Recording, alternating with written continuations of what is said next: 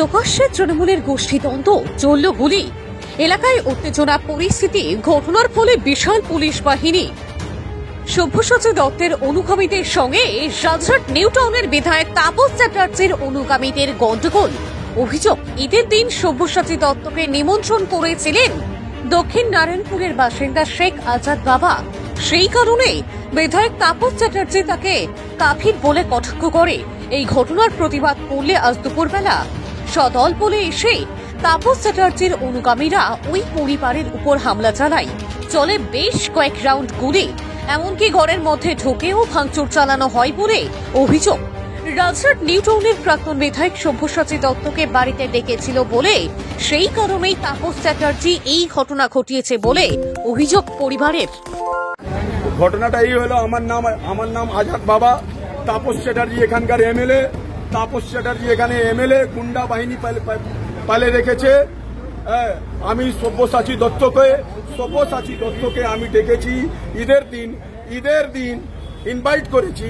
Invite করার জন্য তাপস চ্যাটার্জি কালকে আমার বাপকে কাফের বলেছে, বীর জাফর বলেছে। আমার বাবা 90 বছর বয়স, তারপরেও আমার বাপকে উল্টো পাল্টা বলেছে। তাপস চ্যাটার্জি আমার বাপের হাত ধরে রাজনীতি করেছে। 40 বছর আগে তাপস চ্যাটার্জি ভুলে গেল।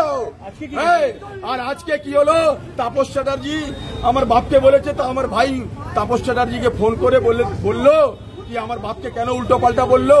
তারপরে তাপস চ্যাটার্জি ওখানে হিটব্যাক করেছে কি তুমি দেখতে চাও, চ্যালেঞ্জ করছো তুমি আমাকে। তো আমার মেজদা আফসার আহমদ বললো কি হ্যাঁ চ্যালেঞ্জ করতে চাই। আমার বাপকে বললে আমি এখানে শুয়ে মরে যাব, কিন্তু আপনি আমার বাপকে কেন এমনি বলে দাঁড়াও তোমাকে দেখাচ্ছি। তারপরে 10 মিনিটের পরে 100 জন বাইক নিয়ে গুলি বম নিয়ে এসে বেধড়ক আমাদেরকে পিটলো। আমরা 4 ভাই এখানে ছিলাম, বেধড়ক পিটলো। তারপরে ঘরে ঢুকে গেল আর গুলি চালালো, ওখান থেকে গুলি চালিয়েছে। তারপরে গুলি কোথায়, গুলি আছে, গুলি নিয়ে আয়। গুলি চালিয়েছে তাপস চ্যাটার্জি লোক পাঠিয়ে গুন্ডা বাহিনী শেখ আজাদ। আমি আজাদ বাবা, ঠিক আছে। তারপরেও ওরা অনেক করে গেছে। আমাদের মান চাই, 24 ঘন্টার মধ্যে অ্যারেস্ট চাই। 24 ঘন্টার মধ্যে অভিযোগ করেছেন। আমরা অভিযোগ করছি, আমার মেয়ে অভিযোগ দিচ্ছে, পুলিশ এসছে, ভালো করে অ্যাকশন দিচ্ছে না। তাপস চ্যাটার্জির বারবার ফোন আসছে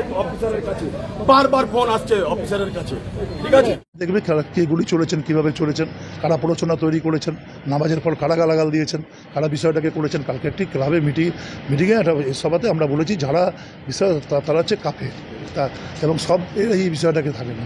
এইটা নাকি তার বাবা নাকি নামাজে, তার নাকি গায়ে লেগে গেছে। তারপর ভাইরা আসতে আমরা বললাম ঠিক আছে আসুন আমরা কথাবার্তা বলবো, কোনো অসুবিধা নেই। তো ভাইকেও নিয়ে আসতে তাহলে ভেজি বম্বে গিয়েছিল, হয়তো মাথা কোনো আমরা কথা বলতে না শিখে তারপরে করেছে। হয়তো কোনো উত্তেজনার মাথায় কোনো কিছু ঘটনা ঘটেছে। আমাদের কোনো ছেলে গুলি চালানো ছিল না, পুলিশ তদন্ত করে দেখুক, যদি আমাদের কোনো ছেলে থাকে পুলিশ তার ব্যবস্থা নেবে। রাজ্যের মাননীয় মুখ্যমন্ত্রী পশ্চিমবঙ্গে সৌহার্দ্যের ঈদ পালন করতে সবাইকে অনুরোধ করেছিলেন রেড রোডের মঞ্চ থেকে। সারা বাংলায় সৌহার্দ্যের ঈদ পালন হয়েছে। যেটা আজকে হয়েছে এটা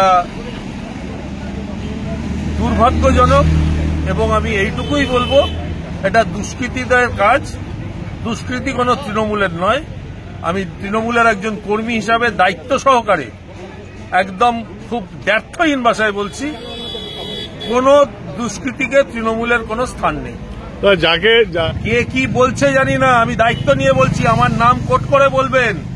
যদি যে গুলি চালায় সে কোনো যুব কেন, সে তৃণমূলের কোনো সদস্যই নয়, সে সমর্থক হতে পারে, কি সেটা দায়ভার আমরা নেব না। একদম আমাকে বলছে কি 90 বছর বয়স আছে, ছেলেকে দিয়ে রাজনীতি করাচ্ছে, ও কাফির আছে, ও মীর জাফর আছে, এই ভাষাগুলো বললো।